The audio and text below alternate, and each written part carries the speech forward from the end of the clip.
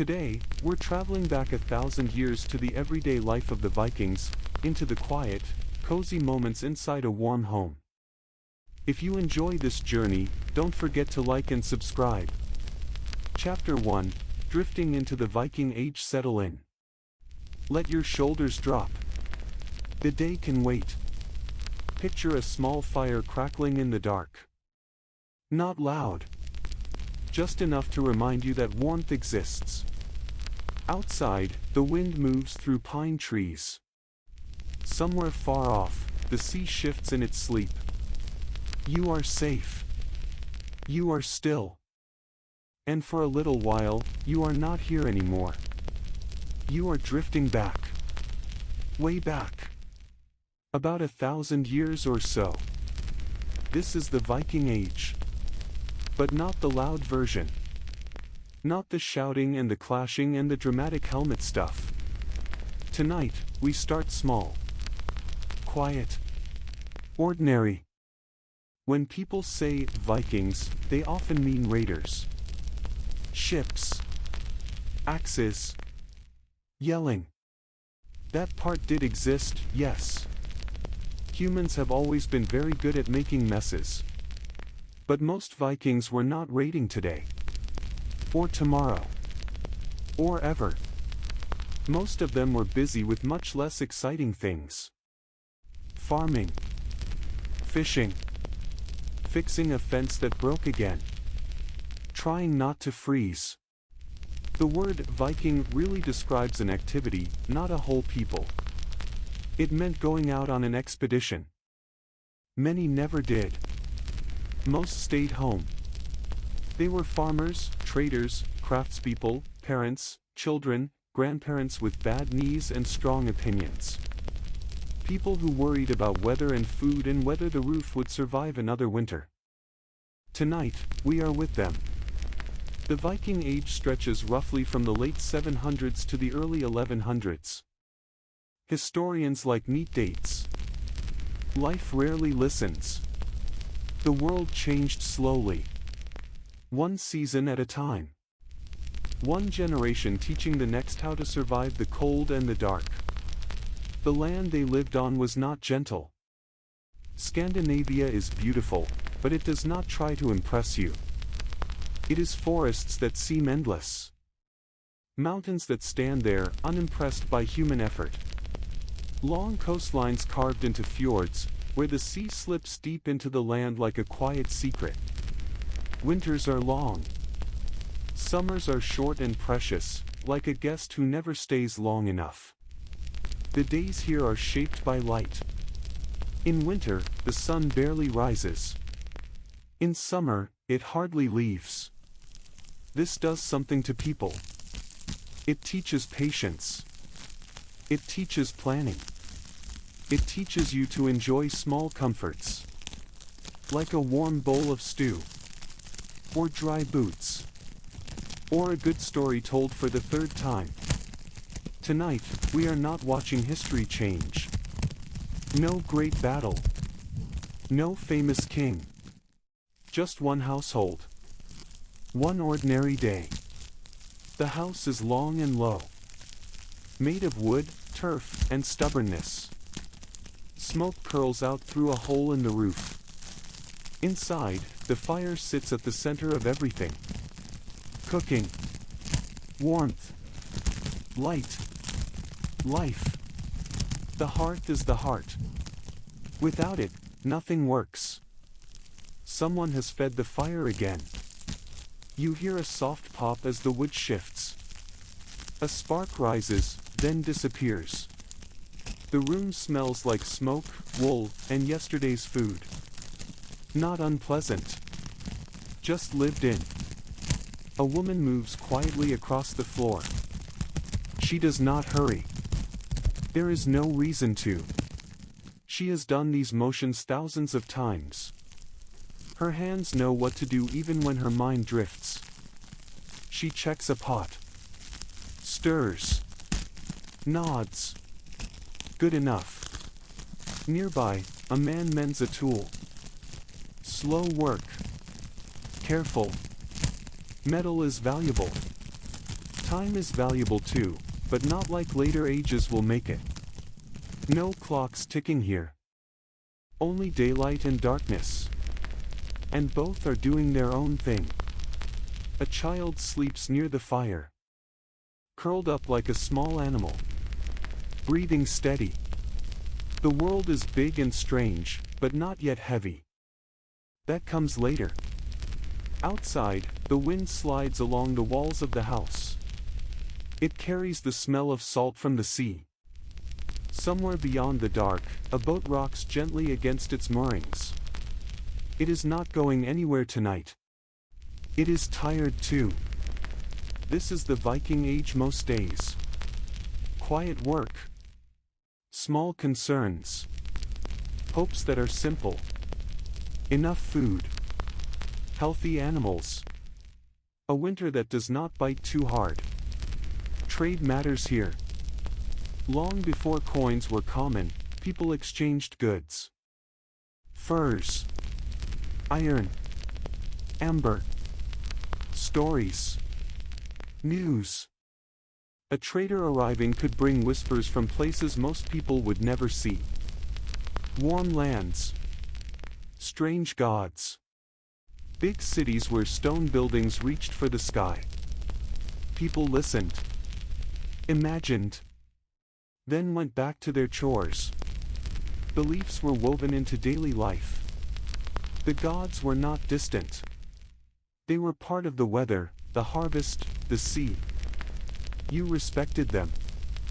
You joked about them sometimes too, quietly. Humans have always done that. Even with gods. There is no rush in this moment.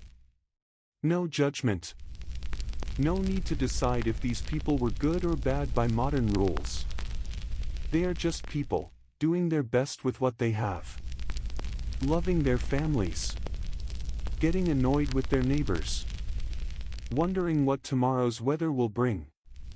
The fire crackles again. Someone adds another piece of wood. Sparks lift, then fade. The sound is steady. Comforting. Like a heartbeat. If you listen closely, you can hear the sea breathing in the distance. Slow. Endless. It has seen all of this before. It will see much more after. For now, you are only watching. No need to act. No need to understand everything. Just be here. Let the long night stretch out. Let the Viking Age unfold not as a story of conquest, but as a quiet evening by the hearth. Stay as long as you like. Nothing urgent is happening. Chapter 2, A Norse Home at Rest. Night settles in slow up here. It does not crash down. It slides. The sky dims. The wind calms. The longhouse breathes out after a long day. This is what rest looks like in a Norse home. From the outside, the longhouse is low and sturdy, like it is bracing itself against the world. Timber frames hold everything together. Thick posts. Rough beams. No fancy curves. Just strength. Between the wood, turf is packed in tight. Earth on earth. Grass still clings to the roof, even now, waving a little in the night breeze. Stone lines the base, cold and solid, keeping the damp away. The thatched roof sits heavy on top, straw layered deep, built to shed rain and snow. It looks like it grew here, not like it was built. At night, the house almost disappears into the land. The dark eats the edges. Smoke drifts from a hole in the roof, slow and lazy. It smells sharp and familiar. Wood smoke. Peat. Life. Inside, the longhouse is one long room. No hallways. No doors to get lost behind. Everything happens together. The hearth sits at the center, always the heart of the space. Firelight flickers across the walls. Shadows stretch and shrink like they are alive. The fire never fully goes out. It is fed, watched, respected. Without it, the cold would win fast. Benches line the walls. Wide planks smoothed by years of sitting, sleeping, working. By day they are seats. By night they turn into beds. Wool blankets are rolled out. Furs are shaken and laid down. Someone cracks a joke about who snores the loudest. Everyone already knows the answer. Storage chests sit pushed against the walls. Heavy lids. Iron hinges. Inside are clothes, tools, keepsakes, things too important to leave lying around. Nothing is decorative just for fun. Everything has a job. Even the chest itself can be a seat if you need it to be. The smells fill the air and stick to everything. Smoke is the strongest. It clings to hair, skin, wool. It never really leaves. Under that is wool. Sheep smell. Lanolin. Warm and a little sour. Then dried fish. Sharp. Salty. It sneaks up on you. You stop noticing it after a while. Until someone new walks in and makes a face. That is always funny. Meat hangs near the rafters. Fish too. The smoke helps preserve it. So does the cold. Storage is not neat. It is practical. You put things where they make sense. Where mice cannot reach them. Where they dry well. Where you remember to grab them. Animals are close by. Very close. Some are inside. Others are just outside the walls. A low stone pen connects to the house. Sheep, goats, maybe a cow if the family is lucky. Their body heat matters. Their breathing warms the air. You hear them shift in the dark. Hooves scrape. A soft grunt. It is oddly comforting. If they are calm, things are okay. Chickens settle down too, tucked away from foxes and cold. Dogs curl up near the door, ears twitching at every sound. Cats go wherever they want. As usual. Light is limited. Firelight and a few oil lamps. Shadows rule the corners. You learn the shape of the room by memory. You know where not to step. You know how to move without waking anyone. The dark teaches you awareness. It teaches patience. Darkness shapes everything here.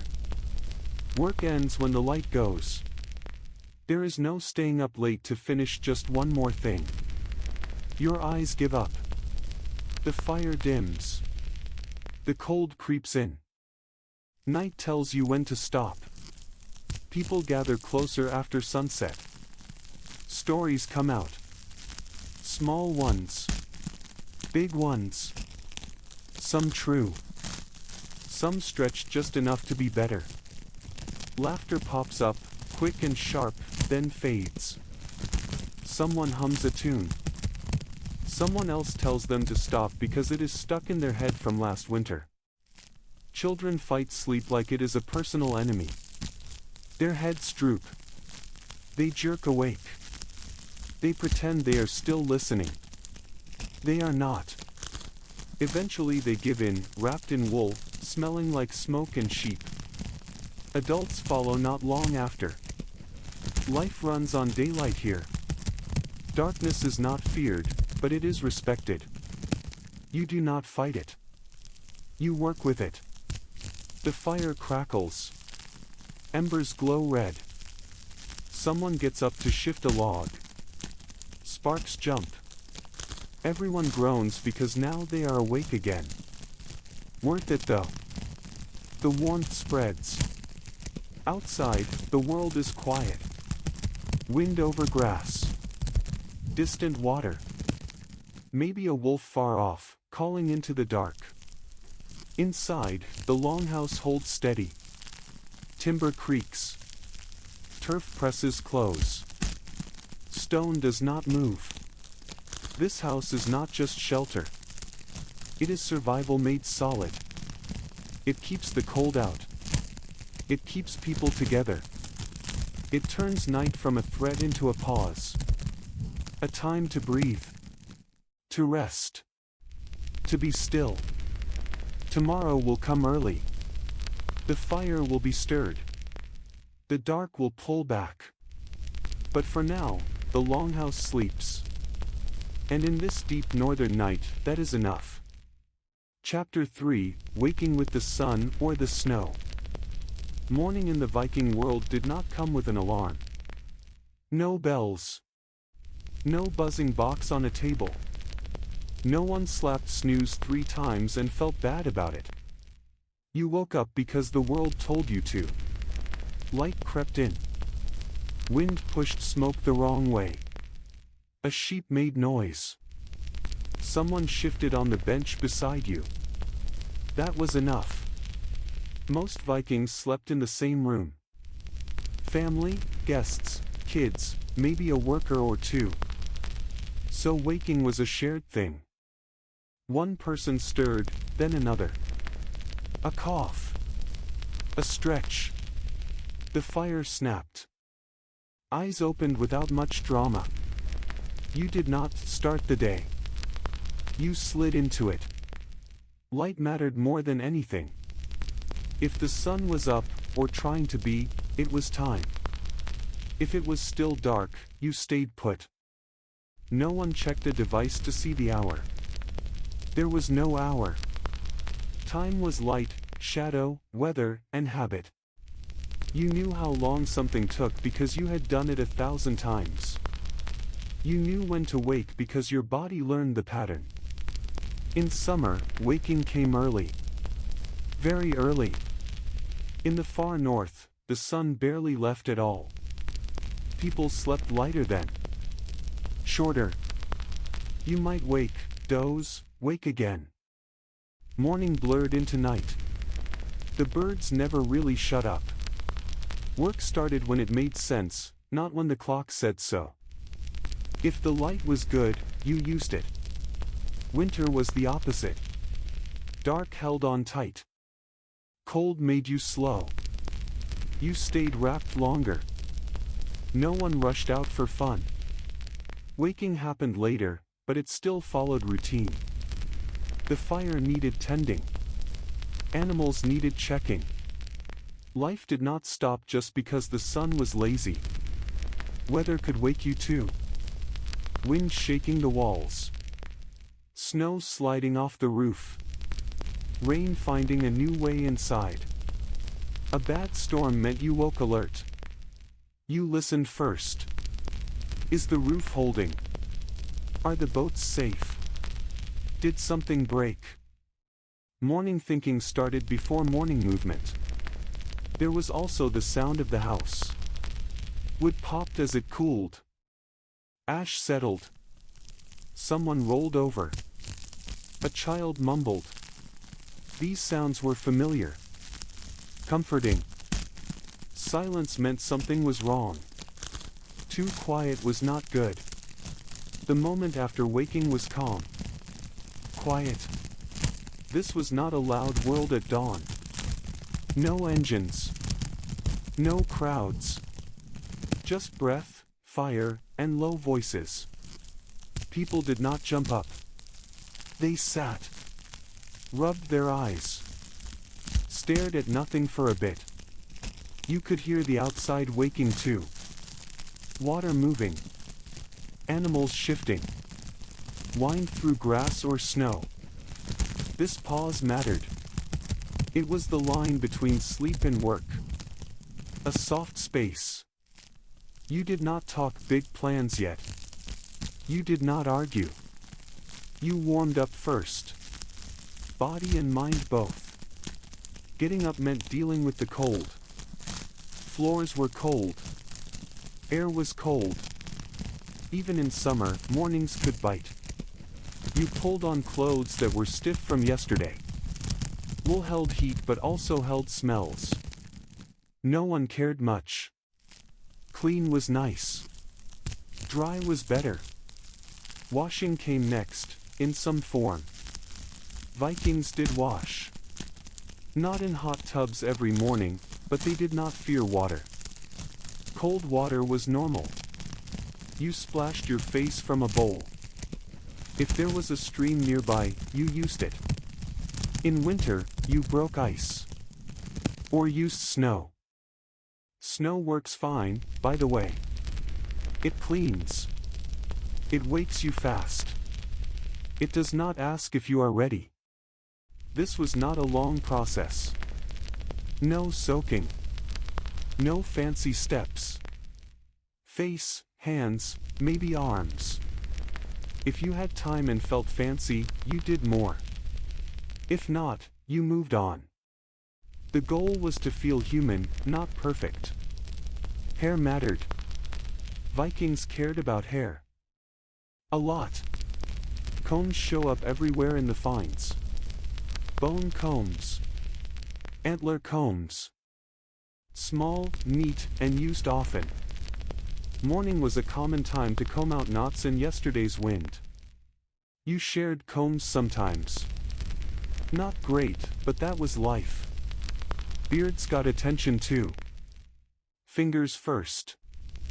Then comb. Some men used razors to clean edges or shave. Razors were simple iron tools, but sharp. You did not rush that part unless you liked cuts. This was quiet work. Focused. A small ritual before the noise of the day. Women did the same kind of grooming. Hair was long. Braided or tied back. Mornings were when you fixed it right so it stayed put while you worked. Pins and ties were checked. Loose hair was annoying when you had things to do.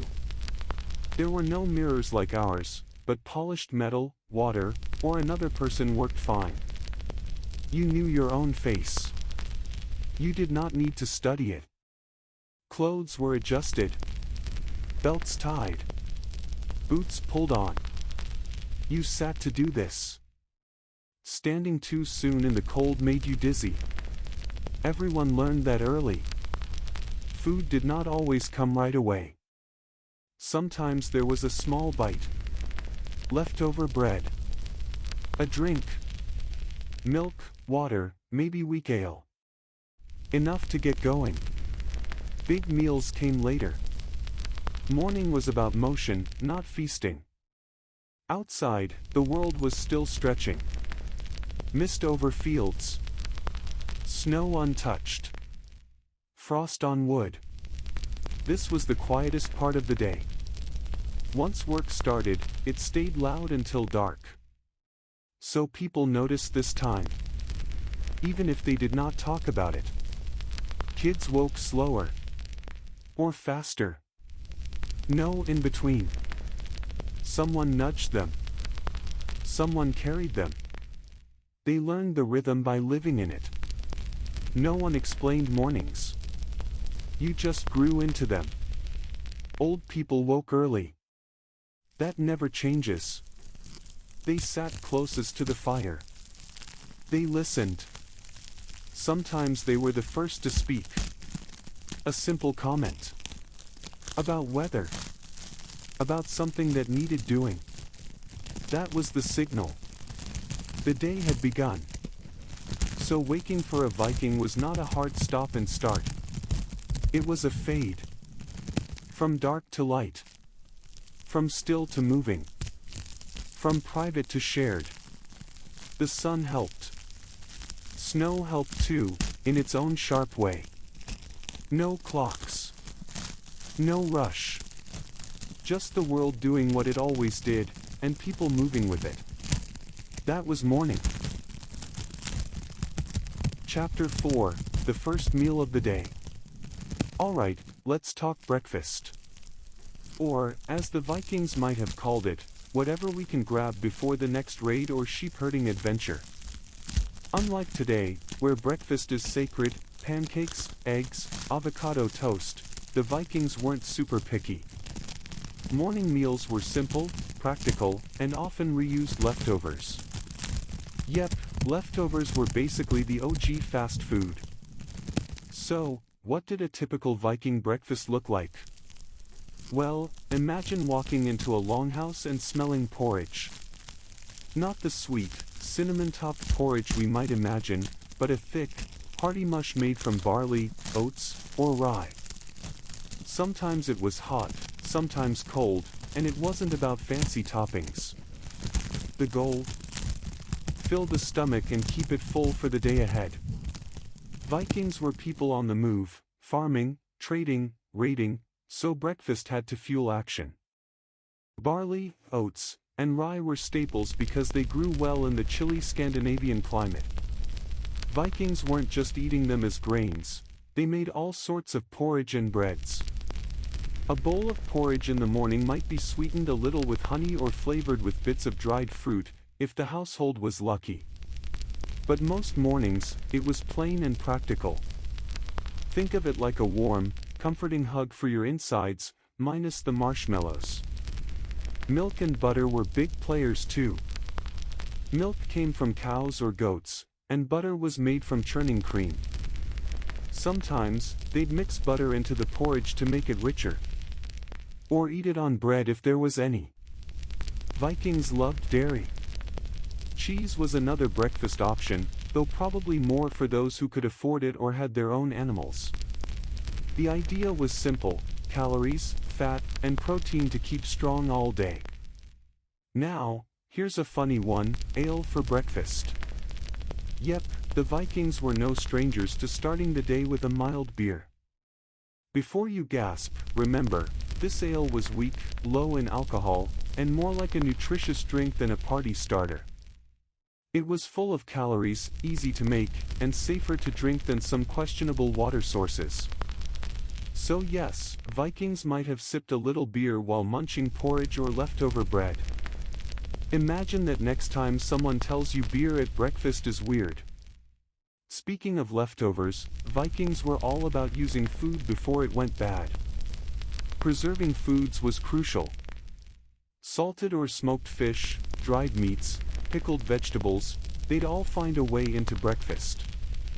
Sometimes the morning meal was literally yesterday's stew reheated. But hey, when you've got a long day ahead, reheated stew is actually pretty genius. Vikings weren't trying to impress anyone with Instagram-worthy bowls, they were trying to survive and stay strong. Breakfast wasn't a formal affair. There were no strict meal times like we have today. A Viking might eat as soon as they woke up, or they might wait until after morning chores. Meals were communal in the sense that families ate together, but they were informal. Everyone grabbed what they needed and ate at their own pace.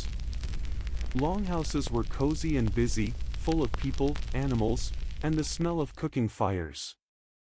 No one was sitting rigidly in chairs with napkins folded just so.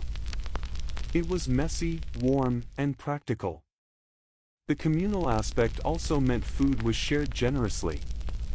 If someone caught fish or made extra bread, it was likely to be spread around. Breakfast was functional, yes, but it was also social in its own way. Stories might be told, plans for the day discussed, and laughter shared over a steaming bowl of porridge. Vikings knew how to balance work and a little morning cheer. Preserved foods made life easier, especially in winter. Long winters in Scandinavia meant fresh produce wasn't always available. Salted fish, dried meats, and pickled vegetables could last months. This wasn't just about surviving, it was about convenience and planning. A Viking household that mastered food preservation was one step ahead. Breakfast might include a bit of this preserved food alongside porridge, butter, or bread. It wasn't gourmet, but it got the job done. Another key thing, variety wasn't the priority. Unlike modern breakfast buffets, Vikings didn't rotate pancakes, cereals, fruit bowls, and smoothies every morning. Most mornings were similar: porridge, bread, maybe some dairy, a little preserved meat or fish if available, and that morning ale. The simplicity wasn't boring, it was efficient. You got fuel, you got calories, and you were ready to tackle the day. And while we're on the topic of efficiency, utensils were minimal. Vikings mostly used wooden bowls and spoons. Knives were everywhere, but forks were rare. People ate with their hands when needed, especially bread. Drinking ale or milk from a wooden cup was normal. It all sounds rustic to us, but for Vikings, it was normal and practical. So, in a nutshell, Viking breakfast was about fuel, practicality, and a touch of community. It might not win awards for presentation, but it worked. They ate what they had, when they could, and shared what was available. Porridge was the hero, barley, oats, and rye were the sidekicks, butter and milk brought the richness, and ale made the whole thing go down smoothly. Preserved foods filled the gaps, leftovers got reused, and meals were casual, no pressure, just nourishment. If you think about it, there's something a little charming about it. Imagine sitting around a longhouse with your family, passing around bowls of porridge, sipping morning ale, and planning the day's adventures. It's messy, earthy, maybe a little smelly, but it's real. Vikings didn't worry about Instagram or fancy recipes. They just needed to eat, be ready for the day, and enjoy the little moments together. That's breakfast Viking style. So next time you complain about cereal or toast in the morning, remember the Vikings. They had porridge, butter, and sometimes a weak ale to get the day going. It wasn't fancy, it wasn't Instagrammable, but it was honest, hearty, and full of calories, the Viking way. Breakfast was more than food. It was preparation, community, and a bit of comfort before the long day ahead. Chapter 5, Farming the Edge of the World. Farming in Viking times wasn't just a job. It was the backbone of life, the thing that kept families fed, the thing that made or broke a winter. If you wanted to survive at the edge of the world, where the wind bites and the sun hides for months, you had to farm. There was no, I'll order takeout from the next fjord over. Nope. It was your sweat, your hands, and your stubbornness versus nature. And let me tell you, nature didn't always play fair. The Vikings didn't have huge fields like modern farms. Most of their land was rocky, uneven, and honestly, kind of stubborn. The soil could be thin, the hills steep, and the weather, well, let's just say it had a mood. A short growing season meant every day counted. One late frost could wipe out weeks of work. One storm could drown your crops before they even had a chance to grow tall. So, farming wasn't just planting seeds and hoping for the best. It was a full-on battle with the elements. And that made every harvest a little victory worth celebrating. Now, what did the Vikings actually grow? Their crops were simple, hardy, stuff that could survive the short summers and harsh winters. Barley was king. It could feed people, livestock, and even make beer, which, let's face it, was basically liquid morale. Oats were everywhere too, mainly for food and feeding animals. And flax. Flax might not sound exciting, but it was essential. The fibers from flax became linen, the stuff for clothing, sails, and ropes. Vikings didn't just need food, they needed tools, clothes, and gear to survive. So flax was as valuable as barley, maybe even more so on some days. But let's pause for a second and imagine what farming actually looked like. Picture a small Viking farm. There's a patch of barley here, a few rows of oats there, and some flax in a sunny corner. Now imagine your family, sunburned and muddy, moving through the fields with simple wooden tools. No tractors, no plows powered by engines, just you, some oxen or horses, and maybe a wooden plow dragged through the soil. Planting barley wasn't just dropping seeds. It was bending, scooping, spreading, making sure every little grain had a fighting chance. Harvesting was even worse. Sickles or scythes in hand, you cut stalks by hand, bundle them up, then thresh them to separate grain from chaff. It was back-breaking work, and it took days, sometimes weeks. Your hands got rough, your back ached, and don't even think about a sunburn on the neck. Hats helped, but let's be honest, your neck still burned. Children were part of this too. Farming was a family affair. Kids didn't just sit around, they carried water, helped with small tools, chased chickens, and learned the rhythms of planting and harvesting. It might seem tough to make kids work so hard, but in Viking times, it was survival 101. Learning how to farm was learning how to live. Plus, there was a weird kind of pride in showing the little ones how to handle a scythe or recognize a ripe barley head. They were apprentices, not just kids. And then there's the emotional side of farming, which you might not think about until you lived through a Viking summer. The weather had more power than any king or raider. One dry spring could mean stunted crops. One hailstorm could ruin everything you planted. Farmers lived day to day, hour to hour, constantly watching the skies, praying the rain came at the right time, the sun shone enough, and the frost stayed away. Imagine tying your hopes to something that can be wiped out in a single night. It made harvest time emotional, to say the least. Joy, relief, exhaustion, pride, all tangled together. Every basket of grain saved was a small triumph. Every failed crop was a hit to the family's stomach, wallet, and morale. But here's the thing, Vikings were stubborn. Even when farming was brutal, they stuck with it. Why? Because it was life. There were no supermarkets, no long-term unemployment checks. Your survival literally depended on planting, tending, and harvesting. If the barley didn't grow, you didn't eat. That simplicity created a rhythm to life that's hard to imagine today.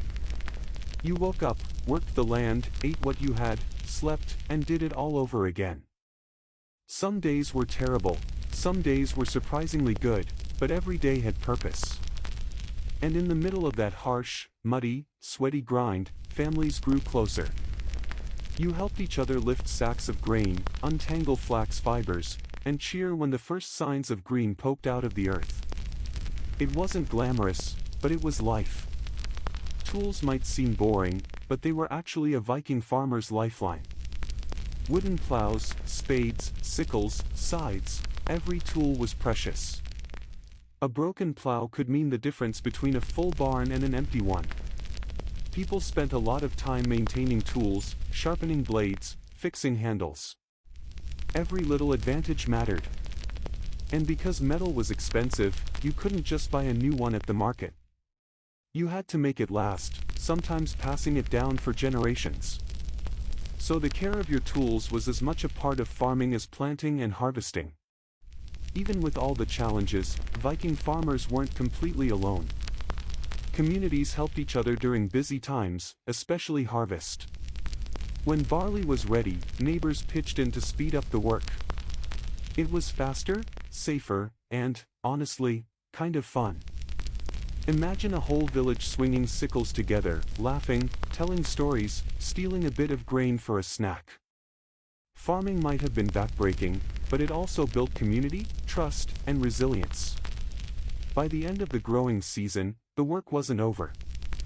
You had to store grain, protect it from rodents, make sure it didn't rot, and plan for winter. Every decision mattered. A single mistake could leave a family hungry or forced to barter with neighbors for food. And winter was another beast entirely. If you survived the growing season and stored your grain well, you could make it through the cold. If not, well, hunger teaches lessons faster than any teacher. So, farming in Viking times wasn't just about food. It was about life, survival, family, and community. It was about sweating under the sun, bending to the soil, cheering when barley sprouted, and worrying every time the clouds rolled in. It was the backbone of Viking society, and without it, there would be no raiding, no trading, no stories of longships crossing the seas. Farming came first, because without it, nothing else mattered. In a way, Viking farmers were warriors too. Only their enemies were frost, storms, pests, and bad soil.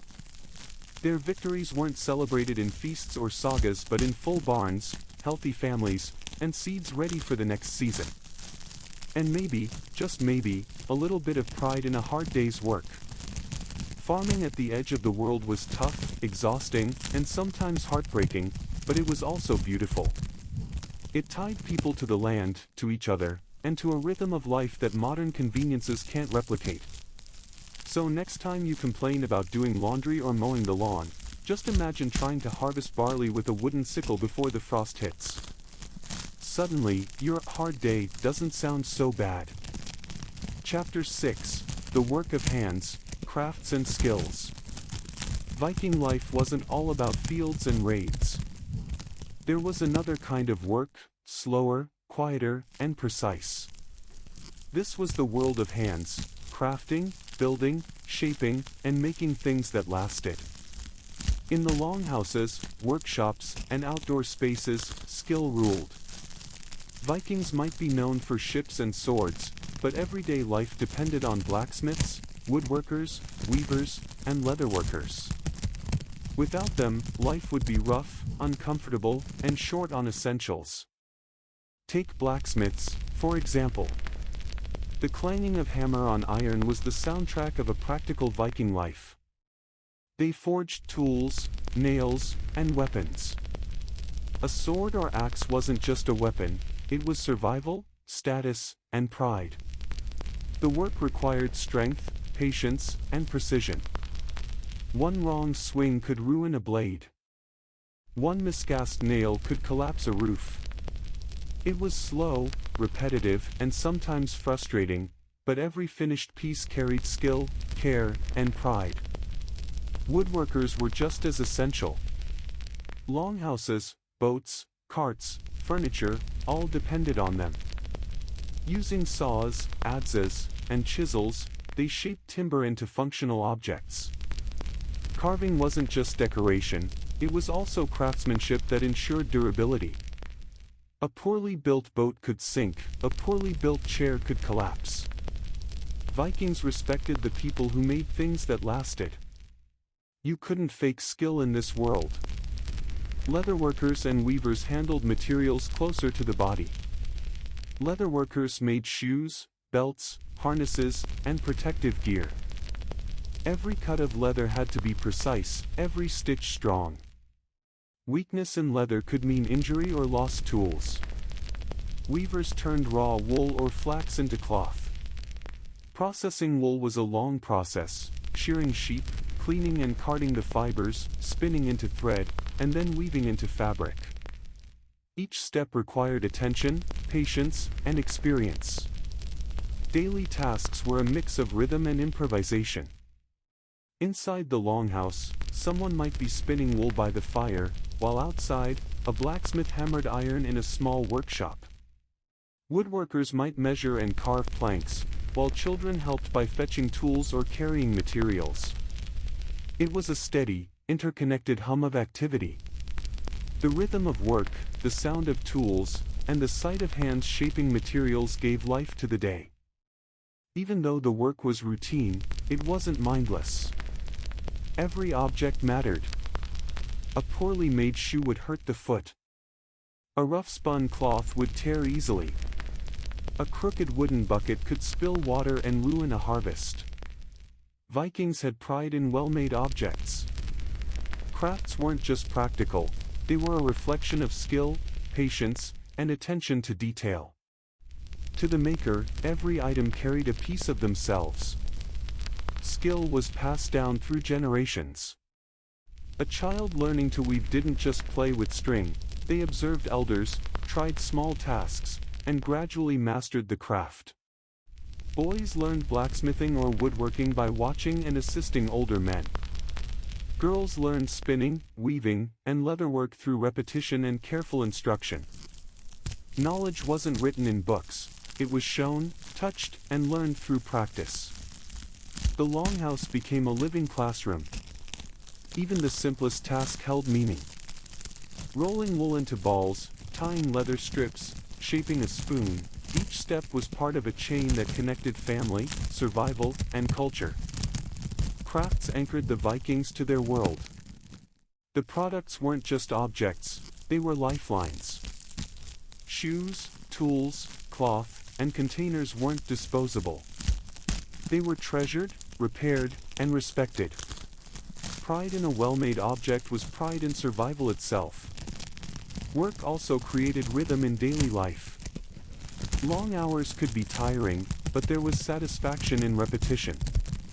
The swish of a loom, the scrape of a knife, the rhythmic pounding of metal, it became almost meditative. Time passed differently when you were absorbed in making. You lost yourself in focus, and the finished product rewarded your effort. Every craft had a story, and every item carried that story into daily life. Craftsmanship also tied communities together. A blacksmith's iron might become another family's plow.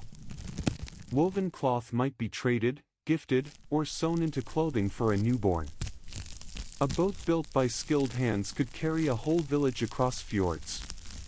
Vikings understood that every act of making connected them, physically and socially. Skill was survival, yes, but also culture. There was humor, too, even in serious work. Children learning to spin wool would tangle threads, and elders might chuckle at the mess. A young apprentice might hammer a nail crookedly, only to be teased gently. Mistakes were part of learning. Work was demanding, but it didn't have to be joyless. Longhouses rang with laughter, conversation, and occasional exclamations of frustration or triumph. By the end of the day, there was a quiet satisfaction in what hands had created. A well-carved chair, a neatly stitched bag, or a smooth-spun cloth wasn't just useful, it was proof that effort, attention, and care mattered. These items would endure, sometimes for years, reminding the family of the labor and skill invested in everyday life. Crafts and skills weren't glamorous, but they were essential. Vikings weren't just warriors, they were builders, makers, and thinkers. Every household depended on the hands that shaped metal, wood, leather, and wool. Every child who learned a skill was preparing to contribute to survival, comfort, and culture. Life at the edge of the world was harsh, but it also celebrated skill, pride, and patience. So when you imagine Vikings, don't just picture longships and battlefields. Picture workshops filled with the rhythm of hammers, looms, and knives. Picture hands shaping materials, teaching the next generation, and creating objects that lasted. Every item tells a story of skill, care, and endurance. In this world, work of the hands wasn't just labor, it was life itself, lived carefully, proudly, and with connection to everyone around you. In the end, Vikings measured success not just by raids or battles, but by the things they built, made, and passed down. Every spoon, every piece of cloth, every well-forged tool was a small victory. A household without craftsmanship would struggle, a community without skill would falter. The work of hands was the quiet backbone of Viking life, steady, rhythmic, and profoundly human. Chapter 7, Women's Work and Quiet Authority. When you think of Vikings, you might picture longships, axes, and loud battle cries. But life in a longhouse wasn't all raids and sword fights. In fact, much of the day-to-day survival, comfort, and culture depended on women. Viking women held quiet authority, managing households, resources, and traditions. They weren't always on the front lines of battles, but their work shaped everything: food, clothing, wealth, and family life. Without them, the longhouse would fall apart. The first thing to understand is that Viking women had responsibility and power in a way that was natural, but subtle. They ran the household economy, which meant making sure food was preserved, meals were ready, and resources were shared wisely. Keys to storage chests and cupboards weren't just practical, they were symbols of trust and authority. The woman of the house controlled what came in, what went out, and how it was used. Men might be away fishing, trading, or raiding, but women held things together at home. Food management was a huge part of their role. Brewing ale, preserving fish and meat, drying herbs, and baking bread, these weren't chores, they were survival. Ale wasn't just a drink, it was nutrition, safe hydration, and often the base of meals. Women measured, stirred, and tasted with care, ensuring enough to feed the household through workdays, festivals, and long winters. Preservation was critical. Salted fish, smoked meat, dried grains. If handled poorly, weeks of work could be wasted. A skilled woman of the house could stretch resources further than any man might imagine. Textiles were another major area of influence. Spinning, weaving, sewing, and mending cloth took skill and patience. Wool from sheep had to be cleaned, carded, spun, and woven into linen and clothing. Every stitch mattered. Women taught their daughters these skills early, passing down practical knowledge that ensured the family stayed warm and clothed. Fine workmanship wasn't just about survival, it carried pride, beauty, and culture. A well-made garment was a quiet mark of authority and care. Managing a household also meant organization and planning. Women coordinated daily tasks, assigned responsibilities to children and servants, and oversaw chores. They balanced work in the longhouse with tending gardens, looking after animals, and sometimes negotiating with neighbors or traders. Authority didn't always come with loud announcements, it came from knowing what needed to be done, when, and how to make it happen. Even spiritual and cultural respect rested in women's hands. They often oversaw rituals, blessings for food, and domestic customs. In some cases, women had a say in inheritance or legal matters, especially when men were away. Their position required calm judgment, practical wisdom, and foresight. Viking society recognized the quiet authority of women, even if it didn't look flashy to outsiders. Children observed and learned from women constantly. They watched how food was stored, how cloth was spun, how decisions were made. They learned responsibility, patience, and skill. Women weren't just caretakers, they were teachers, guides, and keepers of knowledge. Their authority shaped the next generation in tangible ways. There was also humor and life in their work. Brewing ale could involve tasting experiments, mending cloth might include playful teasing from children, and preserving fish could produce funny smells and sticky hands. Daily labor wasn't silent or solemn, it was alive, filled with movement, conversation, and laughter. Yet underneath that lively rhythm was structure, skill, and authority. Women's authority also extended to decision-making during men's absence. If a husband or father was away at sea or on a trading voyage, the woman ran the household completely. She made critical choices, allocated resources, and ensured safety. Vikings trusted women to manage these responsibilities because survival depended on it. The longhouse functioned because of their competence. At the same time, the work carried emotional weight. Women carried responsibility for the well-being of everyone in the household, and failure could have serious consequences. The pressure was constant, but so was the satisfaction of seeing a well-managed home, food preserved, cloth ready, children cared for, and the family prepared for work or travel. It was labor, yes, but also mastery. Even simple tasks reflected their quiet authority. Brewing ale required precision, observation, and timing.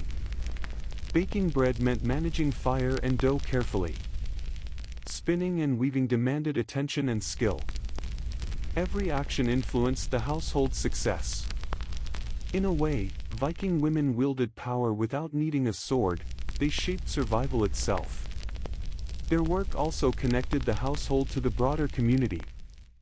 Women traded, shared food, or helped neighbors with tasks. They maintained relationships, mediated disputes, and contributed to culture. Authority was expressed not just in control of the home, but in social influence, wisdom, and trust. By the end of the day, a longhouse thrived or suffered based largely on women's work. Food was prepared, cloth was ready, children were tended, and the household ran smoothly. Women balanced strength, skill, care, and calm authority. They weren't always celebrated in sagas, but they were essential, the quiet pulse of Viking life. In conclusion, Viking women combined practical skill with quiet leadership. They preserved food, brewed ale, spun cloth, managed keys and resources, and oversaw the household economy.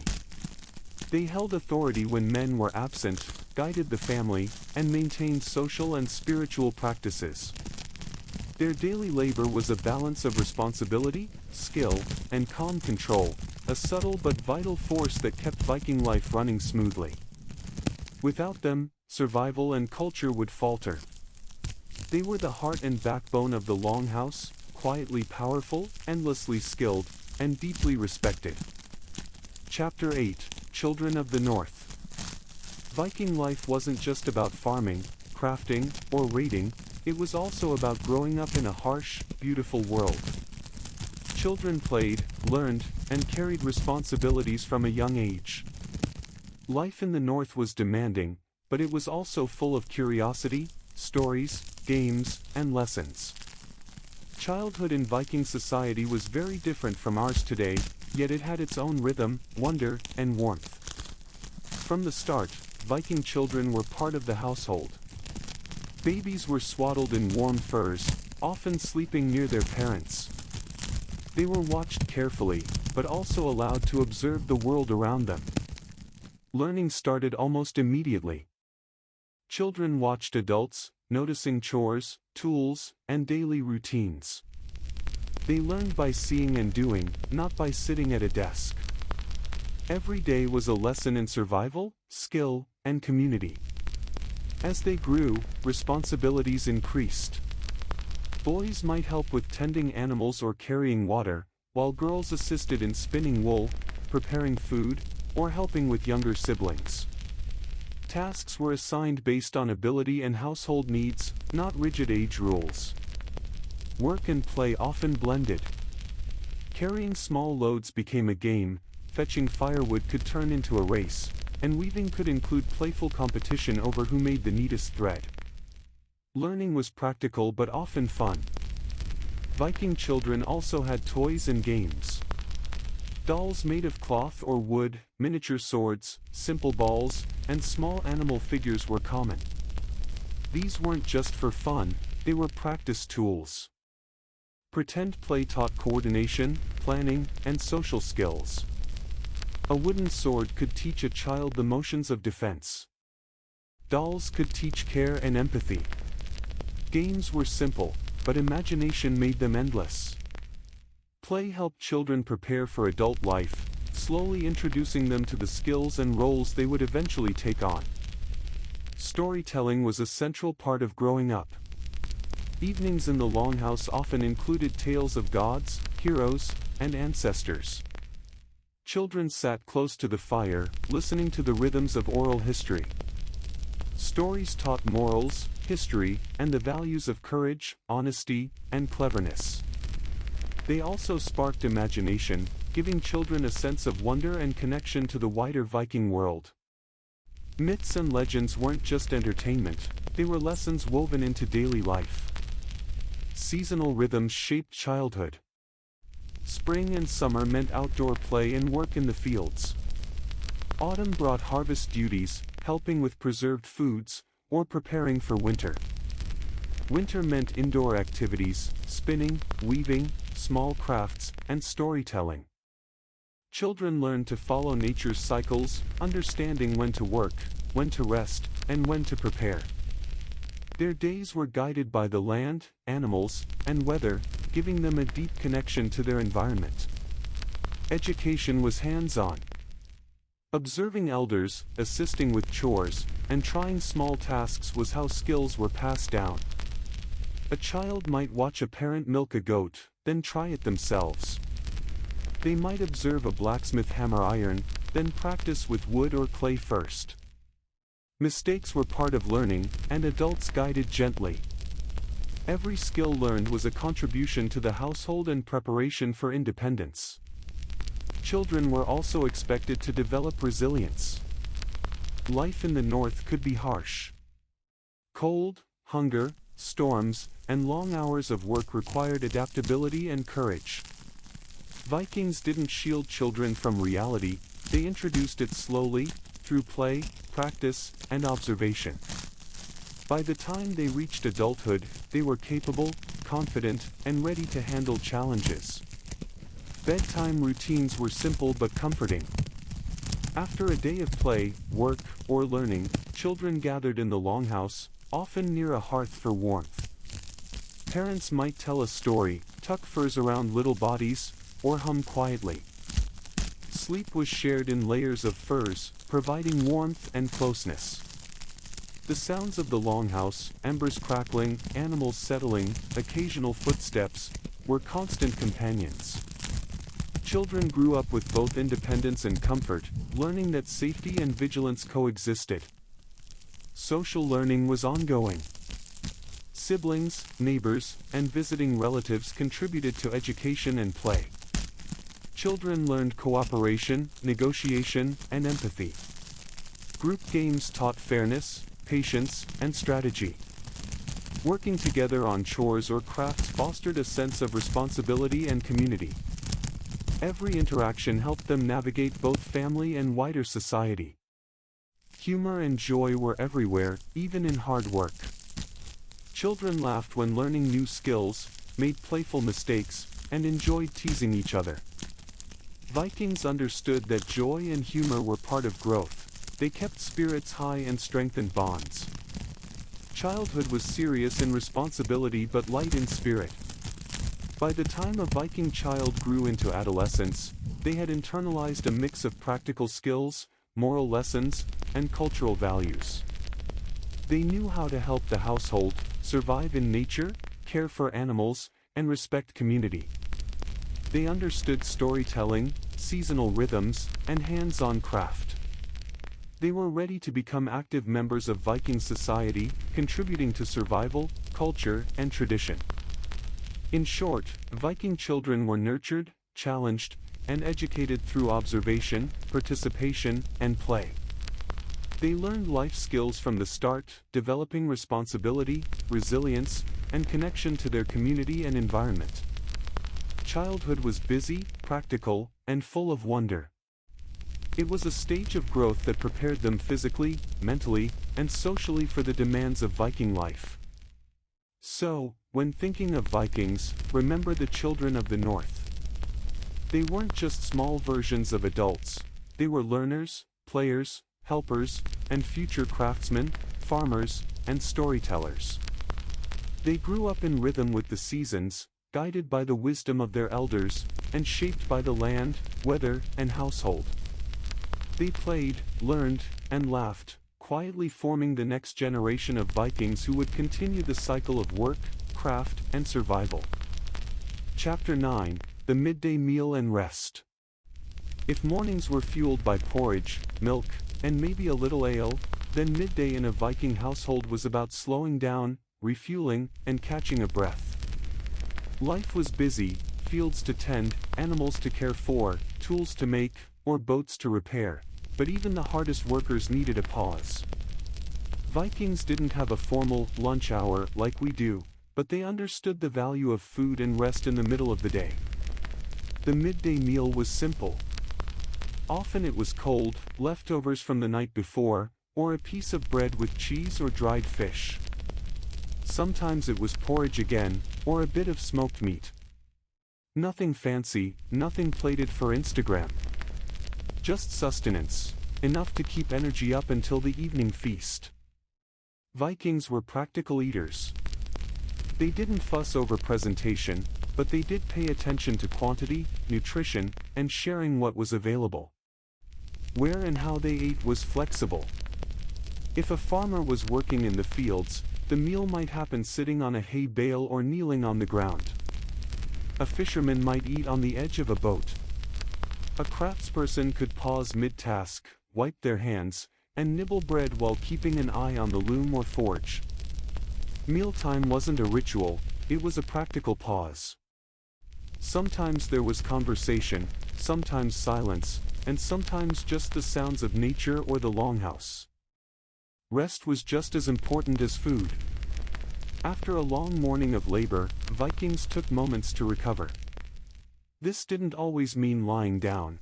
It could be leaning against a wall, watching children play, or simply sitting in the sun. Conserving energy mattered.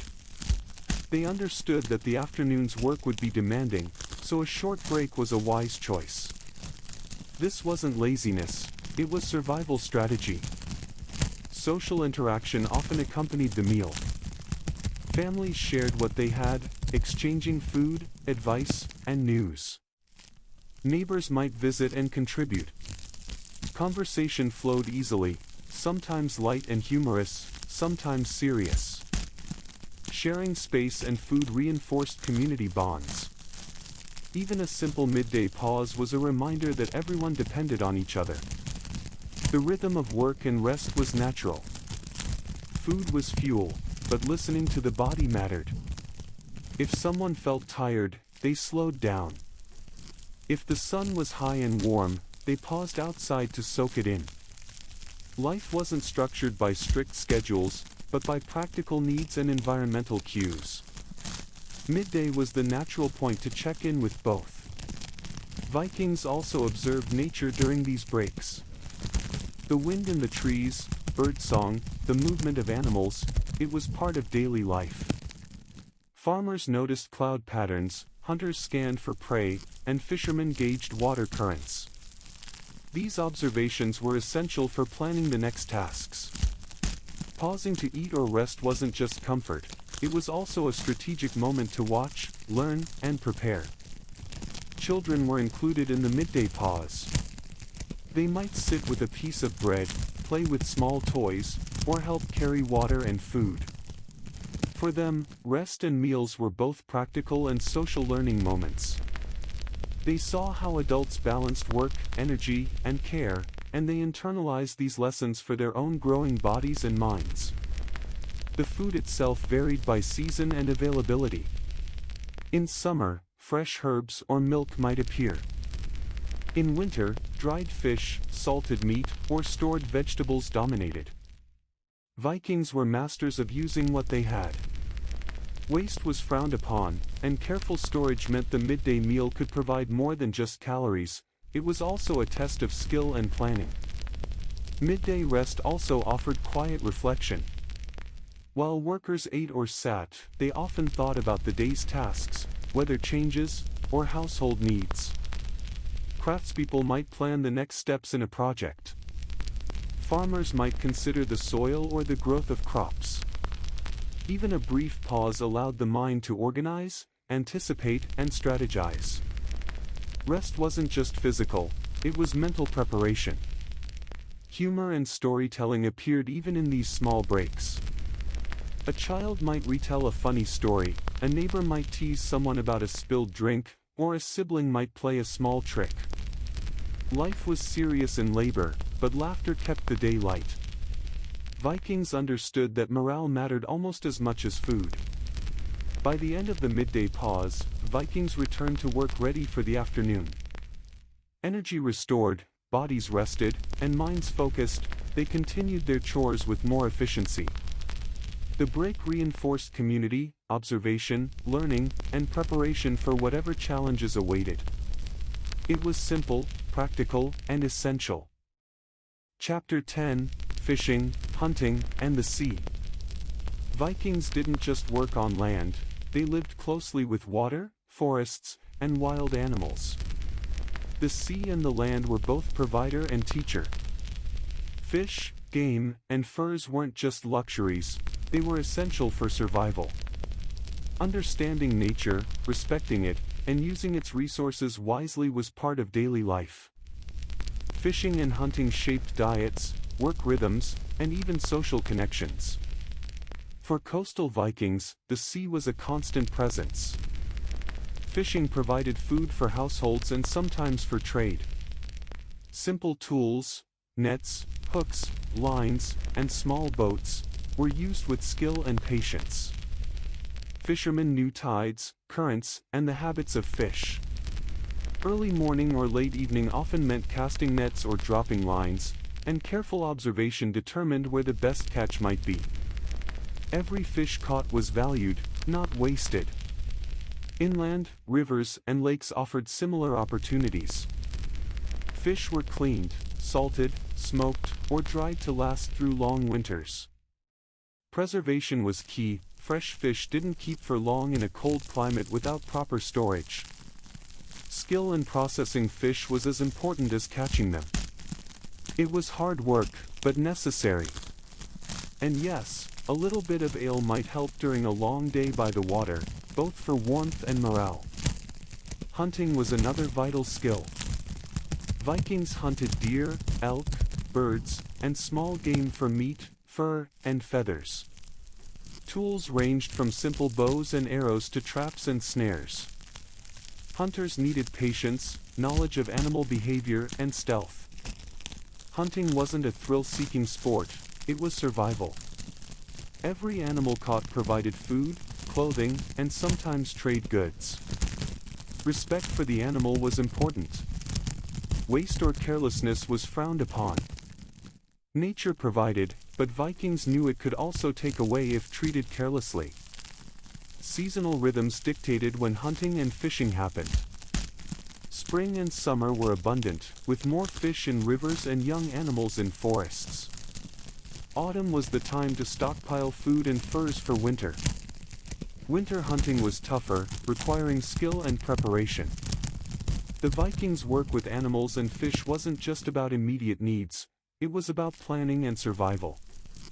They observed patterns, adjusted tactics, and respected the cycles of nature. The sea, in particular, could be both generous and dangerous. Coastal Vikings learned to read the water, watch the wind, and prepare for storms. Boats were sturdy but vulnerable to waves. Fishermen respected the unpredictable nature of the sea. A calm morning could turn into a rough afternoon. Understanding and humility were essential. The sea gave, and the sea could take away, sometimes in the same breath. Daily work in fishing and hunting was physically demanding. Pulling nets, rowing boats, carrying game, and setting traps required strength, endurance, and teamwork. Children often helped, learning techniques from elders. Boys might practice casting lines or setting simple traps, while girls helped clean fish, prepare furs, or assist in storage. Everyone contributed to the household's survival, and everyone learned respect for the natural world. Preservation was crucial. Smoked meat, dried fish, salted hides, these products lasted through harsh winters. Vikings were masters of using resources fully. Nothing went to waste. Even bones could become tools, and fur became clothing or bedding. Hunting and fishing connected directly to household economy and survival. Success or failure in these tasks had immediate consequences, making skill, patience, and planning essential. Coastal and inland lifestyles shaped people differently. Coastal communities spent more time on boats, learning the rhythms of tides, currents, and weather. Inland households focused more on forests, rivers, and land animals. But both shared a deep respect for nature and survival skills. Stories, songs, and teaching were often tied to these activities. Children learned to fish and hunt by watching adults, mimicking their actions, and gradually taking on responsibility. Every trip to the river, lake, or forest was both work and education. Hunting and fishing were also social activities. Groups of hunters shared tips, traps, and stories. Fishermen might trade their catch with neighbors, exchanging fish for grains or tools. These activities reinforced community bonds and created shared knowledge. The environment wasn't just a source of food, it was a classroom, a workplace, and a connector. Even humor and play found a place here. Children learning to fish might tangle lines, drop nets, or chase a slippery fish. Hunters might joke about a clumsy dog or a missed shot. Mistakes were part of learning. Laughter, guidance, and shared effort made the work both productive and human. Vikings understood that joy and skill could coexist, even in survival tasks. By the end of the day, the household's survival often depended on the day's catch or hunt. Success meant food, warmth, clothing, and trade goods. Failure meant adjustments, learning, and preparation for the next opportunity. Every trip reinforced the connection between humans and nature, skill and patience, effort and reward. In short, fishing, hunting, and working with the sea were central to Viking life. They required observation, skill, patience, and respect. They provided nourishment, clothing, and economic resources. They taught resilience, connection to the land and water, and the importance of careful planning. Vikings didn't just take from nature, they lived with it, learned from it, and honored its cycles. Chapter 11, Evening Work and Winding Down. As the sun dips lower in the sky, Viking life shifts. The day's labor isn't quite over, but the pace slows. Evening in a longhouse is a time to finish tasks, care for animals, and prepare for night, all while letting bodies and minds start to relax. There's a rhythm to winding down, a gentle bridge between the bustle of work and the calm of rest. Animals were often first on the list. Feeding livestock, checking fences, and ensuring that goats, sheep, or chickens were secure for the night was essential. Even small mistakes could cause trouble. A hungry goat escaping could ruin stored food, or a wandering sheep might get lost. Vikings respected their animals, not just as food or income, but as vital partners in daily survival. Evening care meant both protection and gratitude. Tools and workspaces were tidied. Blacksmiths cleaned hammers and tongs, carpenters put away saws and chisels, and weavers secured threads and looms. A well-organized longhouse made morning work easier. Evening wasn't just the end of the day, it was preparation for the next. Vikings were practical people. They understood that small actions now prevented bigger problems tomorrow. Repairing clothing and gear was another key task. Woolen cloaks might be mended, leather straps checked, and boots patched. Every stitch mattered. A torn garment or broken shoe could make a day's work miserable. By evening, the longhouse hummed quietly with focused, precise tasks. These were slower, gentler, and often meditative, contrasting with the hard labor of earlier hours. The hearth played a central role in winding down. Fires were stoked for warmth and cooking, but also for comfort and light. Families gathered near the glow, sometimes sharing quiet conversation, sometimes simply enjoying the calm. The flickering flames marked the transition from work to rest, from urgency to reflection. Even the youngest children learned to associate the hearth with safety, warmth, and the slowing pace of evening. Conversation in the longhouse often shifted in tone. Jokes and laughter still appeared, but there was more reflection, storytelling, and calm discussion. Lessons learned during the day might be shared. Observations about the weather, crops, or tools might be noted. Evening was a natural time to exchange knowledge, teach, and bond.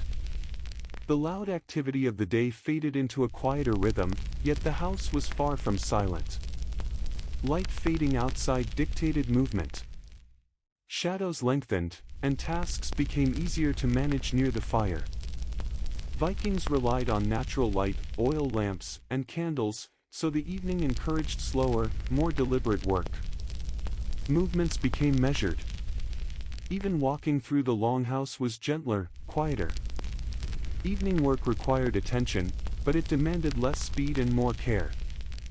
Children contributed to evening routines too.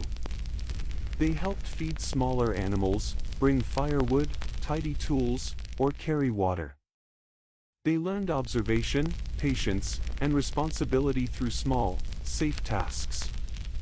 Parents guided them gently, correcting mistakes, offering praise, and sometimes letting humor soften instruction. These moments prepared children for adulthood while keeping the household functional. Food often appeared again, though lighter than the main meal. Bread, leftover porridge, or a bit of dried meat was common. Sometimes ale was shared, warming hands and spirits. Eating in the evening was practical, but also communal.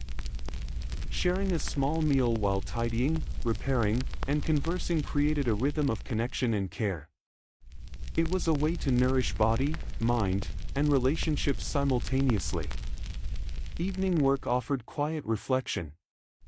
Vikings watched embers glow, listened to animals settle, or observed the night wind. These moments encouraged awareness and mindfulness. By focusing on small details, the crackle of fire, a tool's placement, or the calm of a sleeping animal, people prepared for sleep, both physically and mentally. Evening wasn't just a bridge to rest, it was a time for attentiveness and calm preparation. There was humor even in this slower time. Children might try to sneak extra food, a sibling might joke about a crooked stitch, or a neighbor might tease about a tool left out. Life was serious in its labor, but laughter reminded everyone of human connection and resilience. Calm didn't mean joyless, it meant measured, contented energy. By the time darkness fully descended, the longhouse was ready for night. Animals were secure, tools were stored, clothes and gear were repaired, and the hearth offered warmth. Family members were relaxed, alert but calm, and ready for rest. Evening work was complete, leaving space for storytelling, reflection, and comfort. In conclusion, evening work and winding down in Viking life combined practical chores, care for animals, tool organization, and clothing repair with calm social interaction and reflection. Tasks slowed, but focus and attention remained. Humor, learning, and connection continued. The hearth provided warmth and comfort, while the household prepared for rest and night. Evening wasn't idle, it was a crucial part of the day, blending labor, teaching, and mindfulness, helping Vikings transition smoothly from action to rest. Chapter 12. The Main Meal. Supper in the Longhouse. By evening, the day's work is done, or nearly done, and the Viking longhouse begins to smell of hearty food, smoke, and warmth. Supper wasn't just another meal. It was the largest, most important meal of the day, a time to gather, share, and reflect. It combined nourishment with connection, rhythm with relaxation, and yes, a little bit of joy. The food was simple but filling. Stews made from meat, fish, vegetables, and grains were common. Bread, often made from barley, oats, or rye, was a staple. Sometimes, there was cheese or butter to add richness. Meat was available when hunting or trading had gone well. Otherwise, preserved fish or legumes kept the table full. Vikings ate with practicality in mind, but they enjoyed variety when possible. It was all about fueling bodies and spirits for the next day, while celebrating what they had. Supper was communal. Bowls and utensils were shared, and everyone, adults, children, visitors, ate together. There were no strict seating arrangements or fancy etiquette. The focus was on togetherness, conversation, and gratitude. Eating side by side reinforced bonds, helped distribute food fairly, and created a natural rhythm to the end of the day.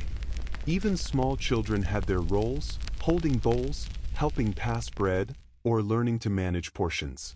Ale was often part of supper, even in modest amounts. Not for drunkenness, but for warmth, flavor, and nutrition. Ale added calories and comfort, especially during colder months. Toasts, jokes, or small stories might accompany it, adding laughter and levity to the meal. Vikings understood that sharing a drink, like sharing food, strengthened social connection. The sensory world of supper was rich. Steam rose from pots, the scent of cooked grains mingled with herbs and smoke, and the longhouse glowed from the hearth's light. The sounds of spoons clinking, hushed conversation, laughter, and even the occasional clatter of a dropped dish filled the room. Eating was immersive, engaging multiple senses, and connecting people to the rhythm of life. Storytelling often accompanied supper. Elders or skilled narrators would share tales of gods, heroes, ancestors, and past adventures. These stories weren't just entertainment, they carried lessons, morals, and cultural memory. Children learned courage, cleverness, and values by listening. Adults might nod, laugh, or offer commentary. The longhouse was alive with shared history and imagination, all centered around the evening meal. Supper also offered reflection. After a long day of labor, families could discuss what went well, what needed attention, and what tomorrow might bring. Farmers might talk about crops, hunters about the day's catch, craftspersons about projects. Mealtime became an informal meeting, balancing practical updates with warmth and companionship. The rhythm of supper was relaxed but attentive. Vikings didn't rush through food. They ate, listened, and participated in conversation. It was a time to recover from the day's labor, to rest muscles, and to let digestion begin before sleep. Even a simple meal became a ritual of restoration, connection, and gratitude. Children learned during supper, too. They observed table manners, portioning, and the etiquette of listening while others spoke. They learned about food, storytelling, and social cues. Sharing the meal created a sense of belonging, teaching that contribution and attention mattered. Supper wasn't just about filling stomachs, it was about growing into the social and cultural life of the household. Humor and play had a place even here. Children might swap small morsels, tease siblings gently, or make a funny noise to make adults laugh. Adults might joke about minor mishaps, like a spill or a crooked loaf of bread. Laughter and lightness balanced the seriousness of survival and labor. Vikings understood that joy was part of the household's health, just like food and shelter. After supper, some chores might continue briefly. Animals checked, fires stoked, leftovers stored. But the pace slowed, signaling the transition from active day to restful evening. The longhouse settled into a calmer rhythm.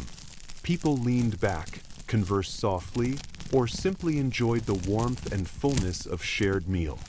The supper table became a place of pause, reflection, and satisfaction. Chapter 13, Stories, Beliefs, and the Night. After the main meal, as the longhouse settles and darkness begins to fall, storytelling comes alive. This was the Viking world's way of passing down history, culture, morals, and entertainment. The firelight flickered across faces, shadows danced on wooden walls, and tales of gods, heroes, and ancestors filled the air. The night was a classroom, a theater, and a place of reflection, all at once. Vikings relied on oral tradition. Stories were remembered and retold rather than written down. This meant that each storyteller had a role not only in entertaining but in preserving the past and teaching lessons. A good story held attention, sparked imagination, and carried wisdom. Children, adults, and elders all listened, laughed, and sometimes added their own observations. Storytelling was communal and participatory. The myths themselves were fascinating. Tales of Odin, Thor, Freya, and Loki were common, each character representing different aspects of life, nature, and morality. Odin taught wisdom and sacrifice, Thor courage and strength, Freya love and fertility, and Loki, well, mischief and caution. These stories weren't abstract, they connected to everyday Viking life, explaining natural phenomena, guiding behavior, or inspiring bravery in the face of hardship. Heroes were central too. Stories of legendary warriors, clever farmers, or clever women showed how cunning, skill, and courage could shape fate. These tales reinforced values, honor, cleverness, loyalty, and resilience. A child listening to a story of a clever hero might learn that brains sometimes outmatch brawn, or that honesty and strategy mattered more than brute strength alone. Storytelling was subtle teaching wrapped in entertainment. Ancestors also appeared in tales. Vikings honored the lives and deeds of forebears, seeing them as models for courage, leadership, and morality. Stories reinforced family pride and cultural continuity. The past wasn't distant, it was alive, shaping present decisions and guiding future generations. Listening to ancestors' exploits connected children and adults to a larger human story, giving life a sense of depth and continuity. The firelight added magic. Flames flickered, casting long shadows on walls, making the stories feel vivid and immediate. Every crackle, pop, or hiss of the fire became part of the performance. Storytellers might exaggerate, mimic voices, or create suspense, keeping listeners engaged. Even in darkness, the longhouse was bright with imagination. Lessons weren't always obvious. Sometimes the story was funny, sometimes tragic, sometimes mysterious. But every tale carried something to reflect on, a moral, a warning, or a celebration of cleverness and bravery. Vikings learned that stories shaped character, strengthened memory, and connected individuals to their community. They were also entertaining, giving laughter, suspense, and wonder at the end of a long day. Children absorbed stories naturally. Listening helped them understand their culture, ethics, and environment. They learned by example, repetition, and observation, internalizing wisdom without formal teaching. Even the youngest grasped the rhythms of speech, the meaning of metaphors, and the structure of plot. Storytelling was an immersive education, blending memory, imagination, and morality. Beliefs also shaped night routines. Vikings thought about gods, spirits, and the unseen. They performed small rituals for protection or gratitude, leaving a bit of food out for household spirits or offering thanks to gods for the day's survival. Belief and daily life were intertwined. Religion was not distant or abstract but practical, comforting, and guiding. Nighttime reinforced awareness of both human and spiritual worlds. The longhouse at night was peaceful but alive. Children might snuggle in furs, listening, adults might finish small chores, quietly weaving, mending, or tending the fire. Conversations were softer, laughter lighter, and movements slower. Storytelling was the bridge between the active day and restful night, offering calm and reflection, connection, and wonder. Humor persisted even in darkness. Mischievous characters in tales, clever jokes, or playful interruptions kept spirits high. Life was hard, but laughter helped carry people through challenges. Even gods had a sense of humor, or at least Loki did, and humans could learn from it. Humor in stories balanced seriousness and danger with delight and cleverness. By the end of the evening, stories had taught, comforted, and entertained. Vikings were ready for sleep, but not without connection, reflection, and shared imagination. Tales reminded them of who they were, what mattered, and how to live wisely. Nighttime storytelling kept cultural memory alive, strengthened bonds, and offered a gentle conclusion to the day's work and meals. Chapter 14: Preparing for Sleep.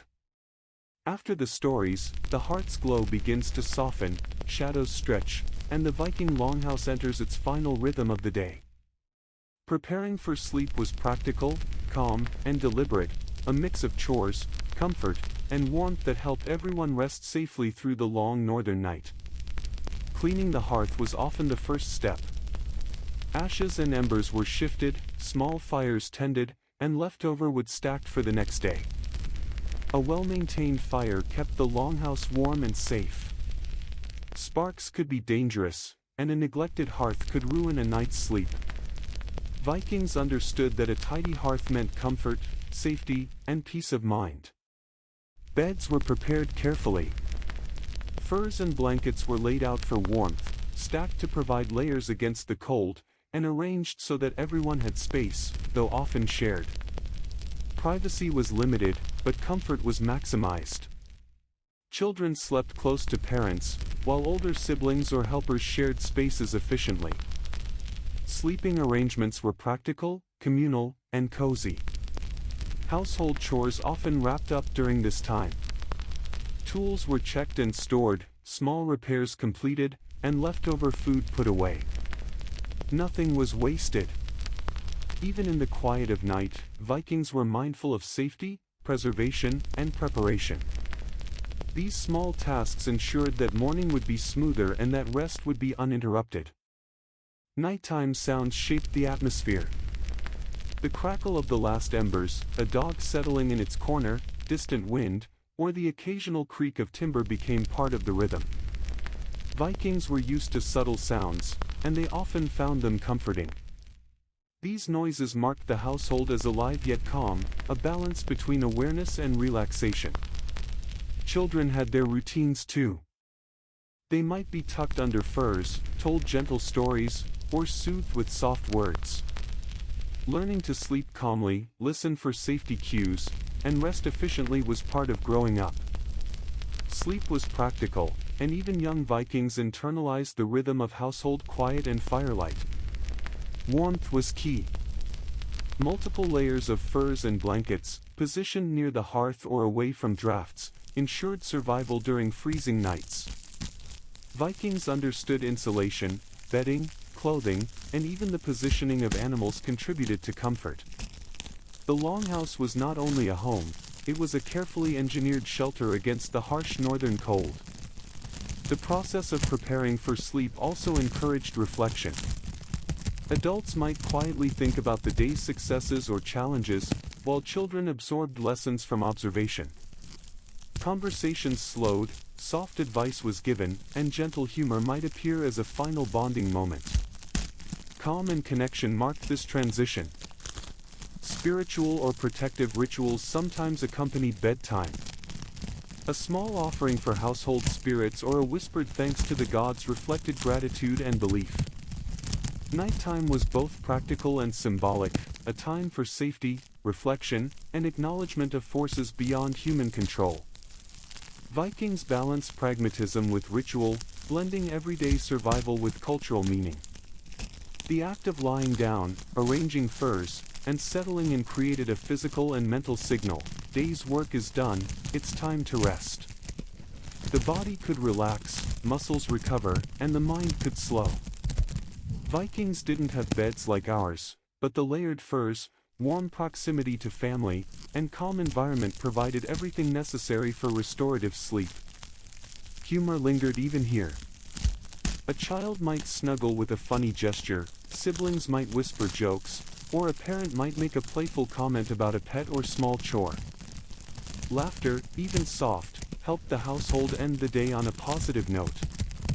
Vikings understood that joy and calm could coexist, even at bedtime. By the time the household was fully settled, the longhouse was quiet, warm, and safe. Every person and animal had a place, the fire was contained but still glowing, and all tools, food, and bedding were arranged for the night. The rhythm of day to night, labor to rest, had come full circle. Chapter 15: How Vikings Slept. Sleep for Vikings was practical, communal, and flexible. Unlike our modern bedrooms and strict sleep schedules, the longhouse offered shared spaces, layered furs, and arrangements shaped by need, warmth, and safety. How they slept was as much about survival as it was about comfort, or as comfortable as a cold northern night allowed. Sleeping positions varied. Most people slept on furs or straw mattresses laid on wooden platforms or directly on the floor. The layers of furs provided insulation from cold floors and drafts. People curled up, lay on their sides, or stretched out, whatever worked best for warmth and space. Privacy was minimal, but comfort was maximized. Families slept close together, sharing heat and safety. Shared sleeping spaces were the norm. Adults, children, and sometimes extended family or helpers occupied the same room. This proximity kept everyone warm, allowed parents to watch over children, and provided safety against potential threats, both animal and human. Vikings understood that closeness was practical, not just social. The longhouse was alive even in sleep, with quiet movements and occasional whispered conversation. Night awakenings were common. Cold, the need to tend animals, or small household tasks might wake people. Vikings accepted this as part of life. Sleep wasn't always a single, uninterrupted block. It was segmented, often divided into first and second sleep. People rested deeply, woke briefly for chores or quiet activity, and returned to sleep. Modern notions of 8 hours straight didn't apply here. Dreams and night beliefs played a subtle role. Vikings often considered dreams as messages or omens. Certain dreams could be warnings, guidance, or reflections of daily life. Superstitions, gods, and household spirits all contributed to understanding the night. Sleep wasn't just physical rest. It was connected to the spiritual and cultural world, shaping thoughts and caution for the coming day. Safety was key. Sleeping close to the hearth offered warmth and light, but people were also mindful of fire hazards. Animals were nearby but secured, providing both companionship and practical protection. The longhouse layout, layered furs, and shared vigilance created a balance of rest and security. Children slept with adults or siblings. Learning the rhythms of the longhouse, they adapted to shared space, segmented sleep, and subtle nighttime signals. They also observed parents' practices, absorbing lessons about warmth, safety, and calm routines. Sleep was a training ground for survival, as much as it was for rest. Even in the dark, humor and small rituals persisted. A parent might whisper a joke to a child, or a sibling might tease softly. Tiny acts of connection helped end the day on a positive note. Vikings understood that emotional comfort mattered alongside warmth and safety. Calm and contentment encouraged better sleep and stronger bonds.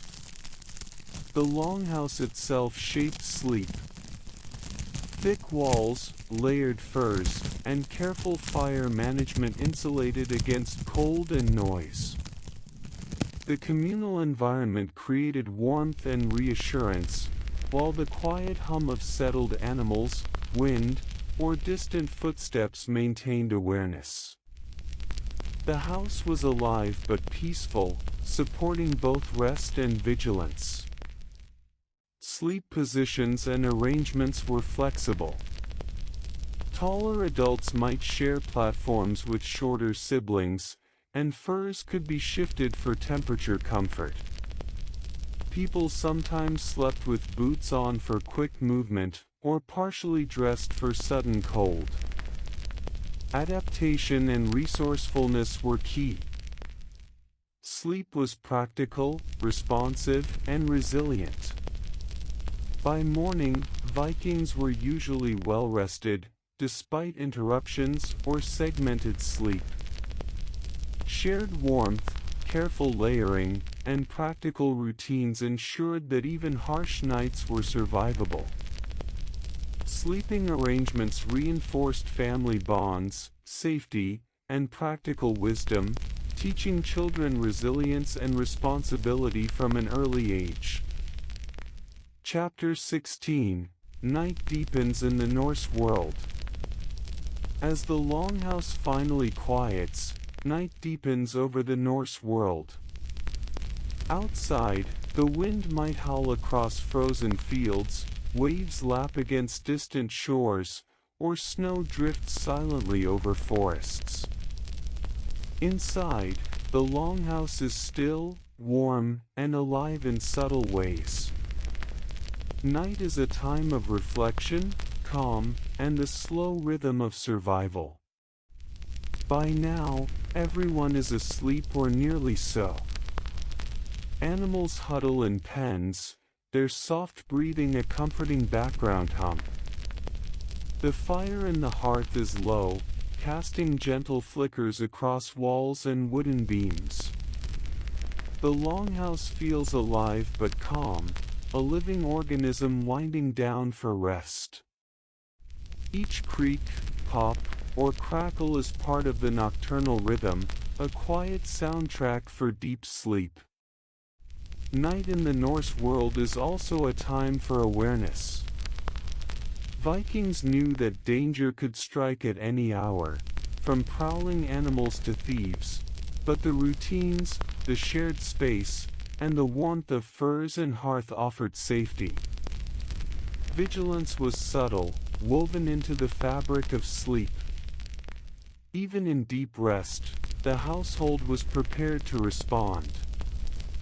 Sleep and alertness coexisted, a blend of trust and readiness. The cold outside contrasts sharply with warmth inside. Layered furs, sleeping close together, and residual hearth heat created comfort. People learned to manage temperature through layering, body positioning, and proximity to animals.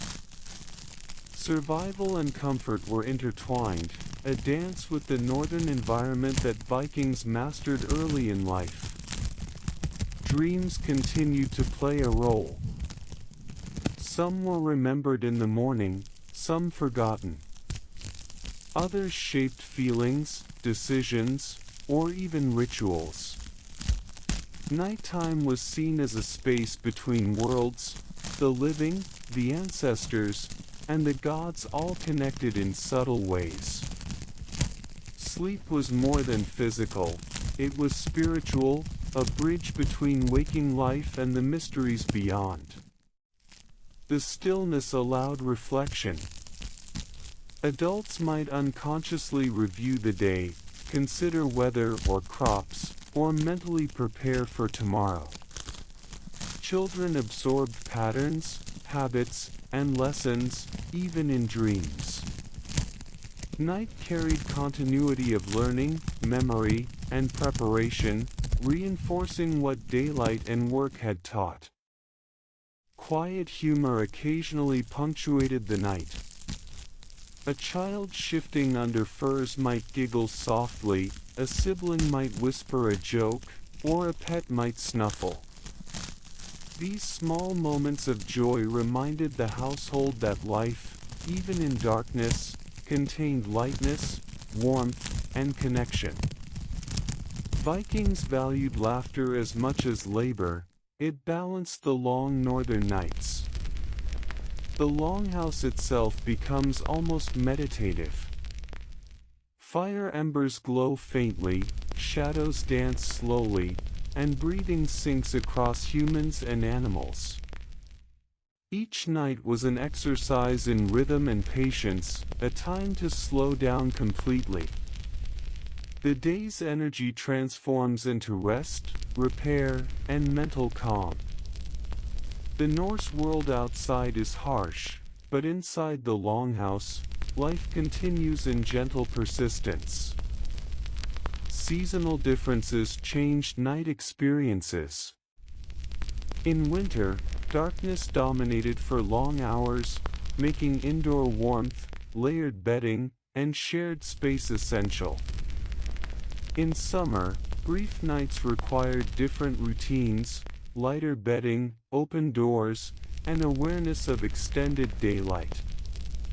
Vikings adapted seamlessly, learning that night was fluid, changing with the year, but always requiring respect and preparation. By the deepest part of the night, the household is almost a single organism. Breathing, warmth, and subtle movement form a network of life inside the longhouse. Outside, nature sleeps, or waits, but inside, the rhythm of the household continues quietly. Night is not empty, it is full of connection, survival, and calm observation. Now, to the sound of the waves, the Vikings drift into sleep. God night.